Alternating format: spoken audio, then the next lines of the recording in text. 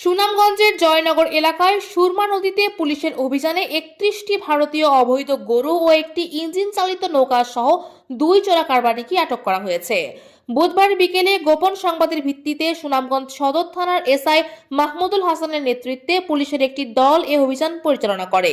অভিযানের সময় সুরমা নদী দিয়ে জামালগঞ্জ উপজেলার জয়নগর বাজার এলাকায় যাওয়ার পথে চোরা কারবারি চক্রের সদস্যদের বহন করা নৌকাটি আটক করা হয়।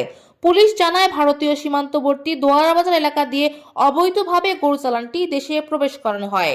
পরে নৌকা যুগে সুরমা নদী হয়ে সুনামগঞ্জ হয়ে জামালগঞ্জের জয়নগর বাজারে নিয়ে যাওয়ার চেষ্টা চলছিল। এ সময় নৌকা সহ 31টি ভারতীয় গরু জব্দ করা হয়।